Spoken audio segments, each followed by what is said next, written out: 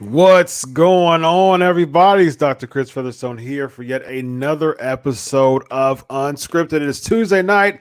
You know what that means. I have some of the biggest, the baddest, the best wrestlers of today and yesteryear. This night is no different, ladies and gentlemen. This person was and still is a huge wrestling star, and don't let anybody tell you different.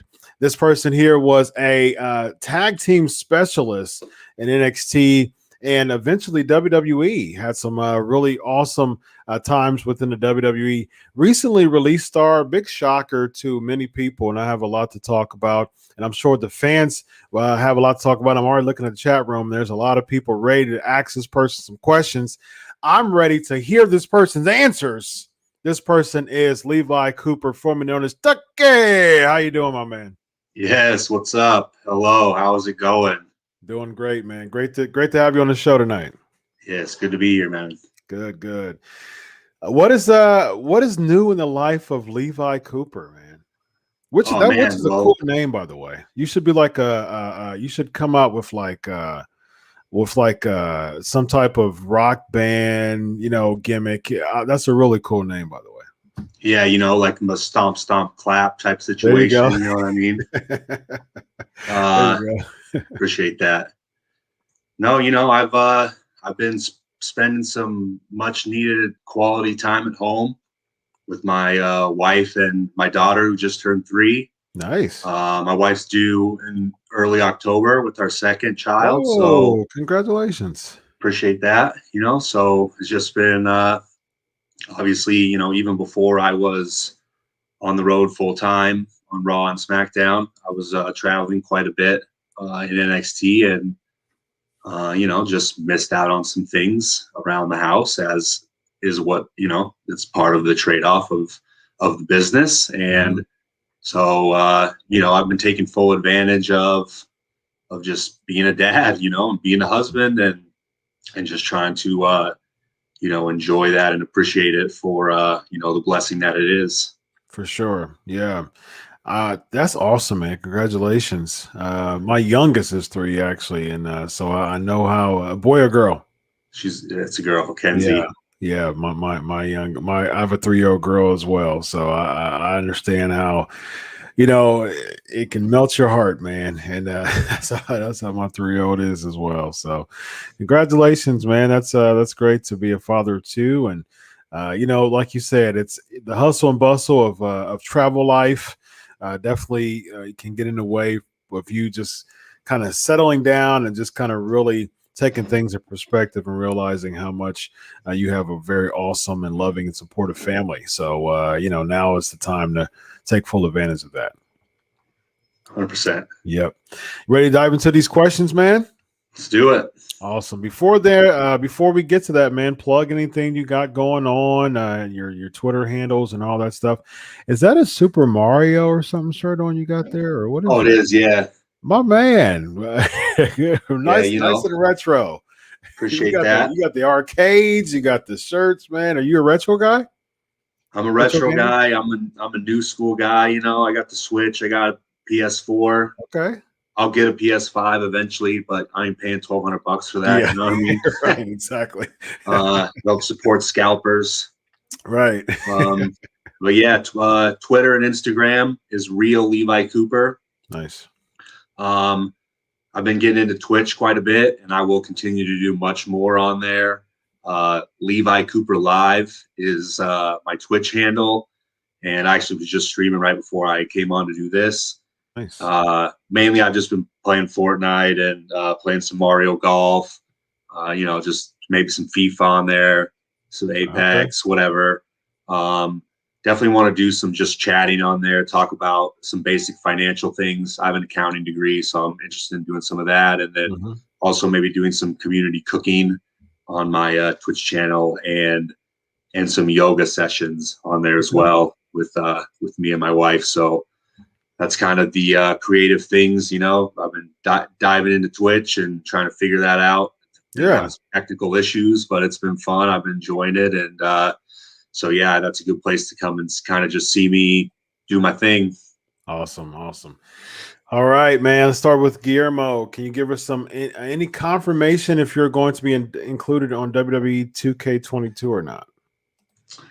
Oh, no idea actually. Probably not, but I would have to look into that to give you the definitive answer. I did do like the facial screenings for it. I remember doing that in, I think, February maybe or January. So it's possible. Certainly, I don't know what the timeline is kind of when they sort of finalize the rosters for those games or whatever. If it's before WrestleMania, then I suppose I probably will be in the game. And if it's after, then probably not.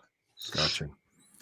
Rito's asking, greetings from Puerto Rico. What did you like most about being partners with Otis? And what do you think led to Lex? But I'm imagining he meant led to the downfall of your character in WWE. Yeah, I mean, just being around him outside of the ring, we have very genuine brotherhood, still do, talk to each other every week. I love the man, wish him nothing but success. Pretty much have no doubt in my mind that at some point in time down the road, we'll get back together and do our thing. Whether that's in WWE or not, who knows?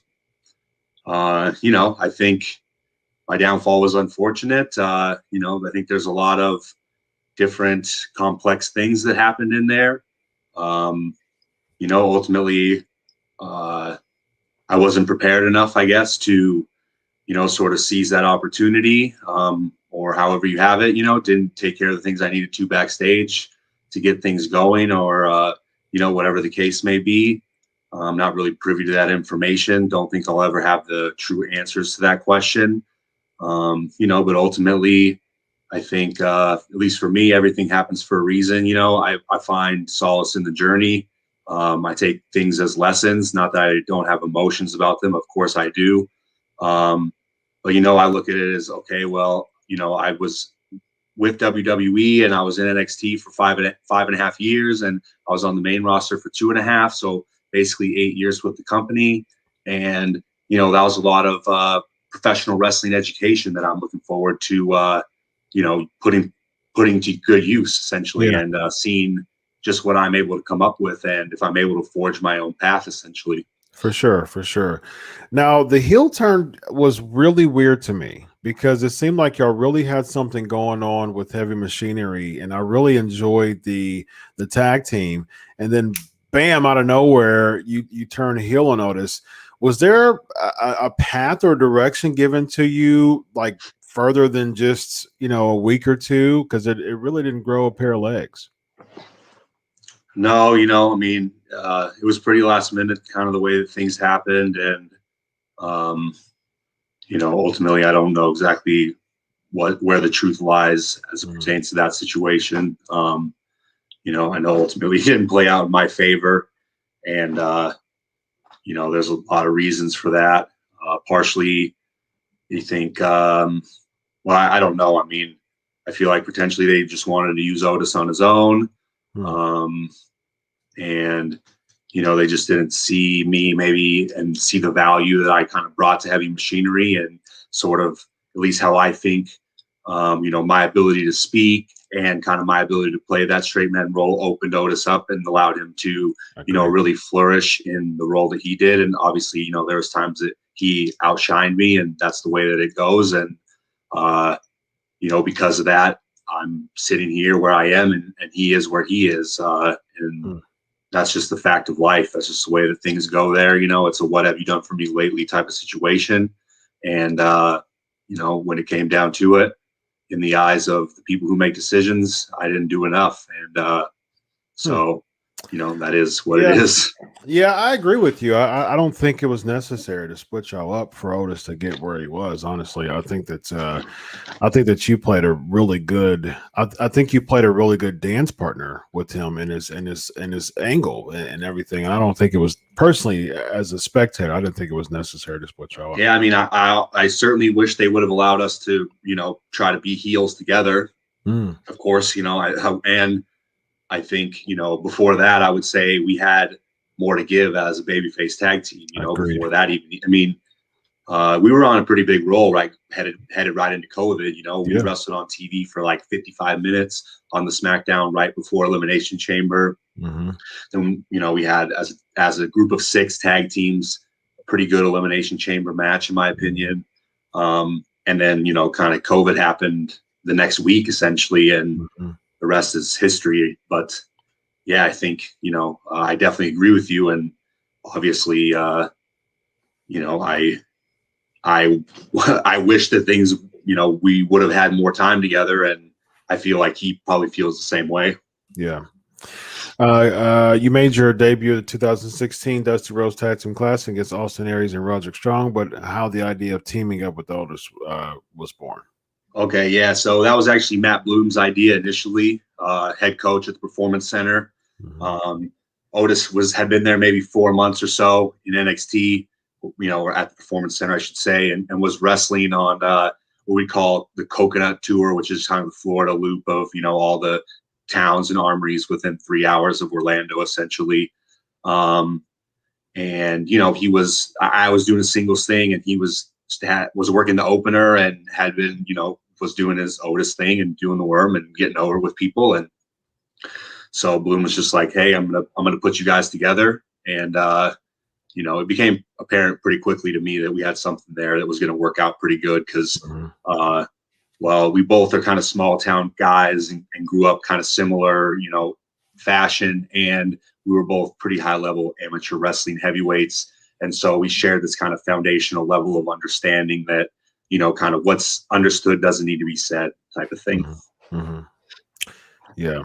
So are you legit shakes and wakes guys? Shakes and weights are y'all legit shakes and weights guy? I know that was something that y'all made a big deal in NXT, but is it legit? Is it a shoot to Levi?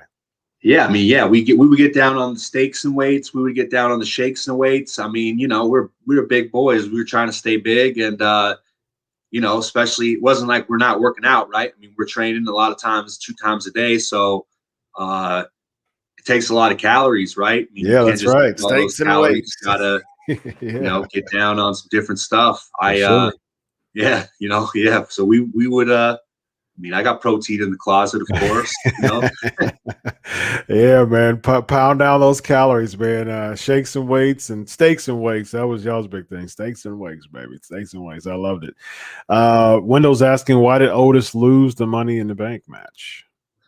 Or Money in the Bank contract to The Miz? I don't know. That's a great question. That's a question to ask somebody well above my pay grade, I would say. I don't, I could speculate, but that's, I don't want to do that. Yeah, for sure.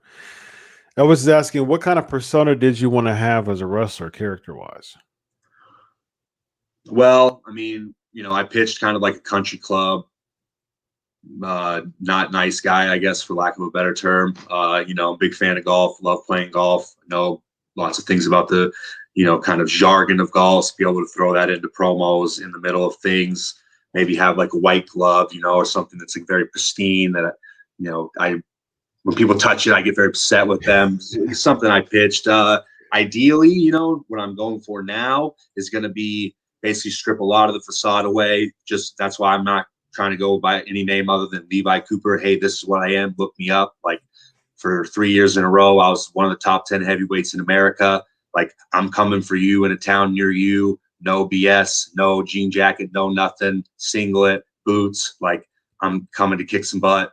And, that's it. Maybe the next layer on top of that for me will be force of nature, right? Somebody who understands like the beauty and calm that nature possesses. And then when the time is necessary, the violence and force that, can erupt forth is sort of going to be the ethos of Levi Cooper in a nutshell. Okay, very nice. You've got the rock star beard and the haircut back, man. I'm glad that you did that, and so I think you should definitely play that gimmick to the T. Like it's just you got to. Why did they have you cut your hair and your beard when you turned heel and they put you in the night gear and you were chasing 24/7? To be honest with you, Levi, I was looking at that stuff and I'm like, what the heck are they doing with this dude? Like, why are they underutilizing him so much? Like, they really just made you like kind of a player B type of deal. And it just really didn't fit what, as a spectator, it didn't fit the potential that I saw that you were already kind of built up. I think you already built a resume to chase 24/7 championship around every week.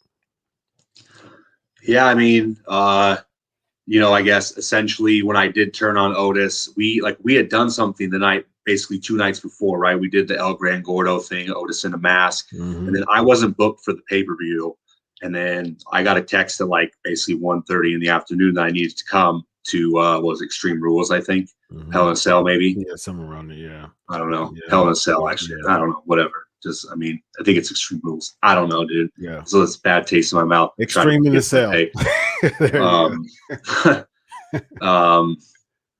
So yeah, it, because it happened so late like that, I didn't have, and maybe this is, like I said, my fault. I should have had another thing, like super prepared and on deck, but I hadn't done any other characters on television ever. I'd just been Tucker Knight as a foil to Otis and Heavy Machinery for basically 3.5 years. And so, I mean, I didn't even have, that was just my gear that I had that I was using before me and Otis started tagging, that I was wearing in those, because I didn't know what was going to happen. So I brought a couple different options.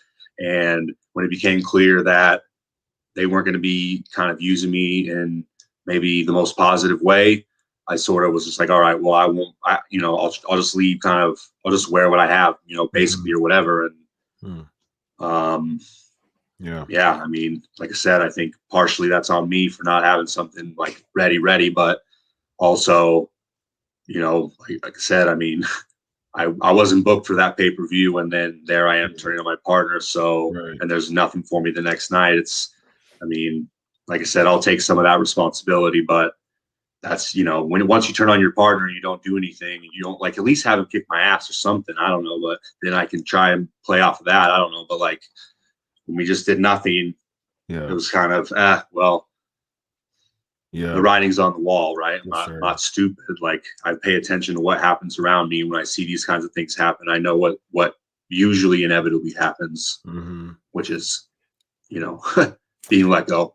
Yeah, and was it your idea or their idea to cut your hair and make you? That was me. I was just trying something, man. I was just like, you know what, whatever. I'm just gonna try to do something. Like, gotcha.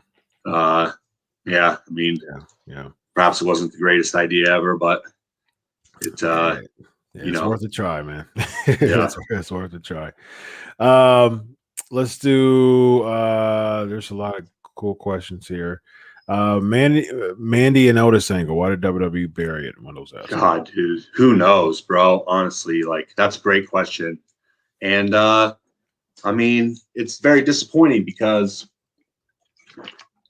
I think there was a lot of investment in that angle. I think there was a lot of buy-in from people, even maybe people who were not always invested in wrestling, on a week in, week out basis. And, how could you not love that story that's going on?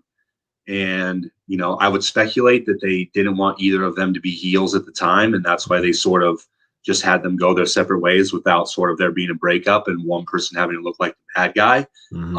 But they did that at the cost of, long-term storytelling as a whole, right? Because when you have people, what I would argue as fairly invested into a story, pretty well invested, and then, you essentially just pretend like that story never happened. In my opinion, people are much less likely to invest in a story like that the next time because, they're going to remember how they sort of got their heart broken, for lack of a better term, for sure. The time before. And so, yeah, I mean, I think everybody that was involved in that story is disappointed in the way that it ended. Of course, I mean, we all want our careers to be as positive and successful as they can be, right? I mean, we're not like, we're human beings and we all have aspirations and goals, as performers and as talent. And, it doesn't necessarily mean we have to be winning all the time, but like you would want for your stories to be, finished in some kind of a positive light, something that, leaves a definitive stamp on it so that it's thought of as a well-rounded package in wrestling history. And I think that story had the opportunity to be that. And instead it became sort of forgettable because of the disappointing lack of ending. Yeah, yeah. I mean, it went all the way to a daggone WrestleMania match. I mean, obviously there was some buy-in into it as far as their investment in it, but it was just it was just a very just kind of blah type I of mean, and it's one of ending. those things too, what could be when there is fans and you have that WrestleMania moment with 70,000 people going crazy when they have Yeah, the kiss and said, I mean, so I mean, doing wrestling without fans is very difficult, right? I mean, yeah. there's missing a essential component of the piece of Hmm. the, like sort of the reason of the exercise is the audience. So Yep. that, I mean, not Yeah. to make excuses, but that obviously adds a added layer of difficulty. Yeah. Arpit is asking, what do you think about the AEW's current product? Which wrestlers in the company have impressed you the most? Yeah, I mean, I think they're doing very well.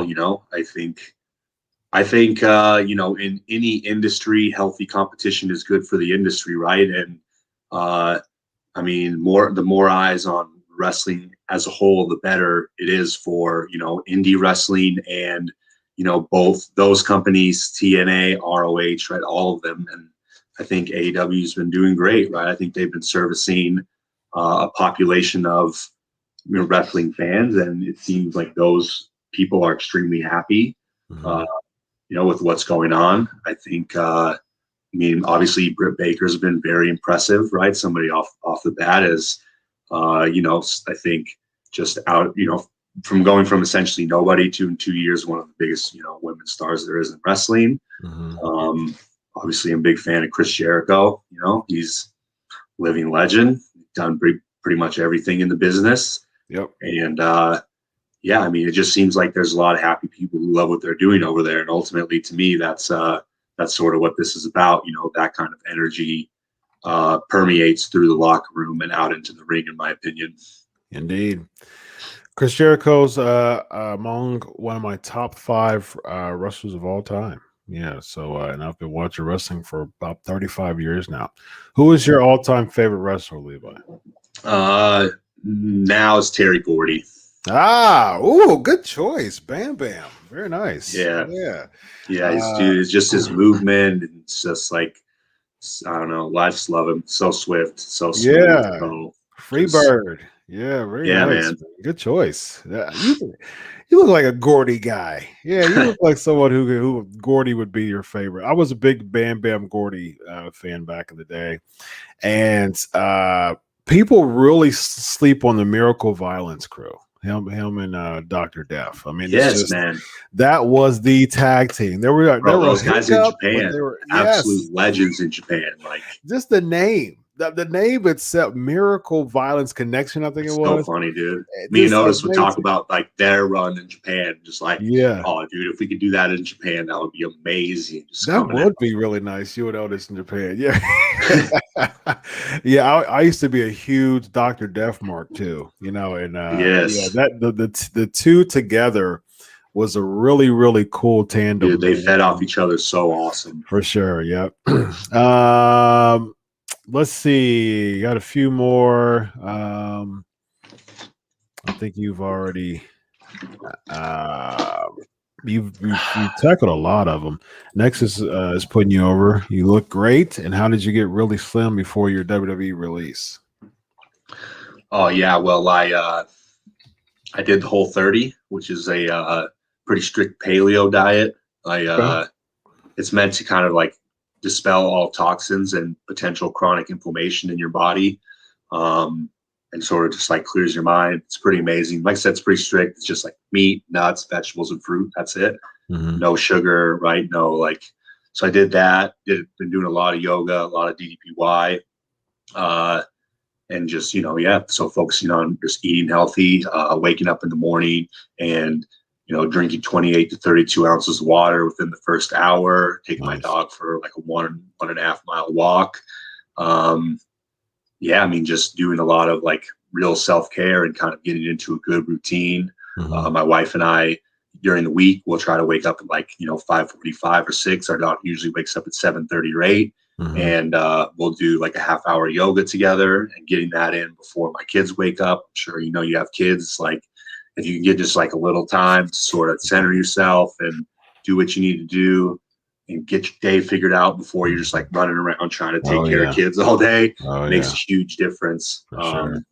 So yeah, I mean, all those things kind of I guess it was launched because I made a sort of pivot. I realized, since I was 14 or 15 up till about my 30th birthday, I had spent those 15 years in pursuit of getting bigger, faster, and stronger, sort of irregardless of the cost, right? Like I want to be the best athlete I can be and not really focusing so much on, the technique and making sure that my body was as mobile as it needed to be and all these different things. And basically I figured out that, like I've been squatting wrong. Like, hey, I can squat 500 pounds, but I can't do it right. I can't engage my core properly. Like I can't do this like simple little stand-up movement the correct way. Yeah. And so I started kind of on that path, and that's led me down, sort of all of these paths of getting much healthier and just understanding movement and breath and kind of the fundamentals of life, right? But doing them on a consistent basis and getting them as part of my routine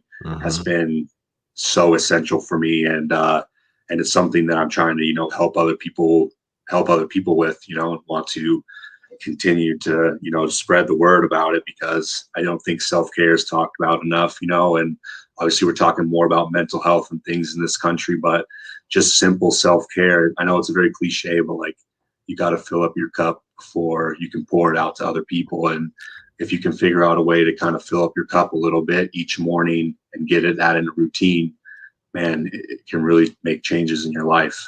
You're speaking my language, man. That those two letters right there is a doctor in psychology. So I literally tell people about this every single day, my clients, and the importance of self-care when it comes to mental health. So you are absolutely speaking my language, man. Good stuff. It's good to hear from people like you, because I promote self-care all the time.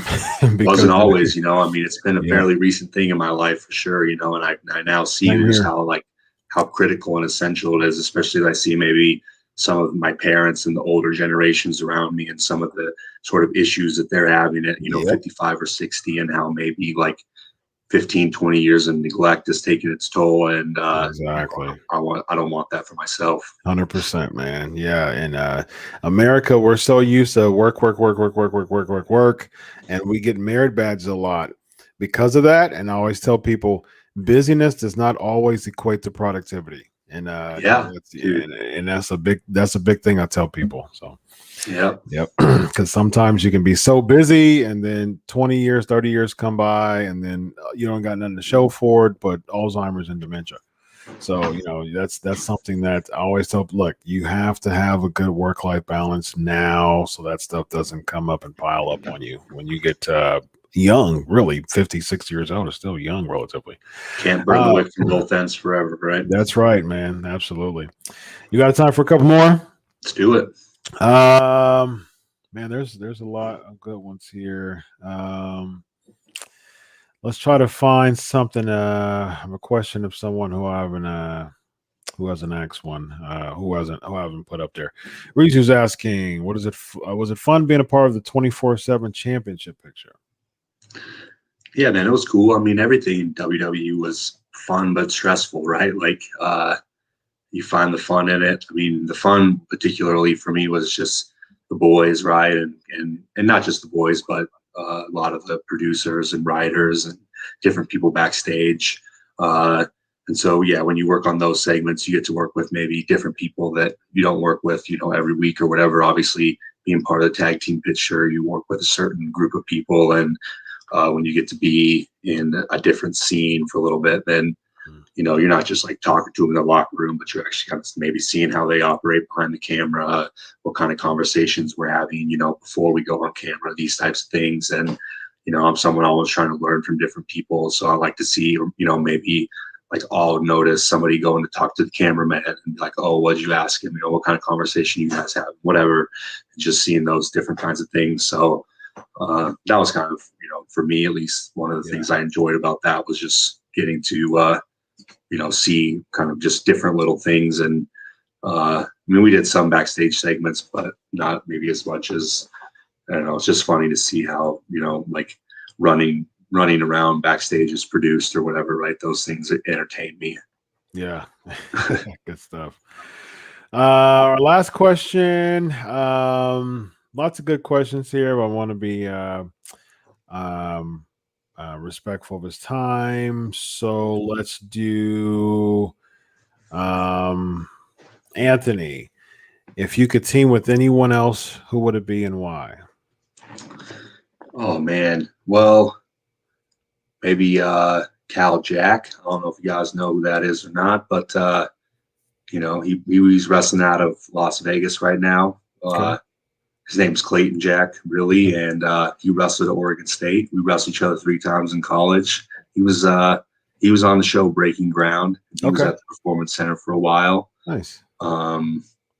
Yeah, man, I think he's big West Coast dude, and I think the two of us, not doing it full time or whatever, but I think that in some places or whatever, we could make some noise as a tag team. Most definitely, I think we could have something there.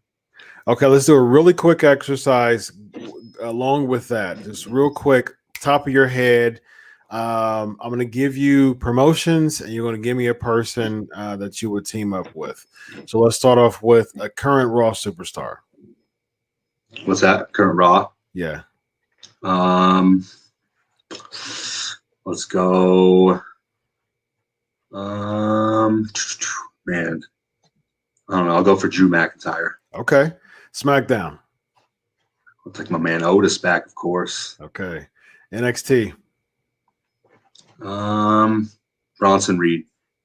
Oh yeah, I'm a big Bronson Reed guy. That's a good choice. You got good choices, man.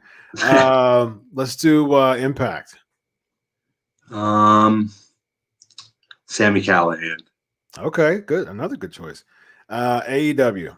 We actually tagged together in NXT before, way back in the day on a house show. Oh, okay. When he was, Solomon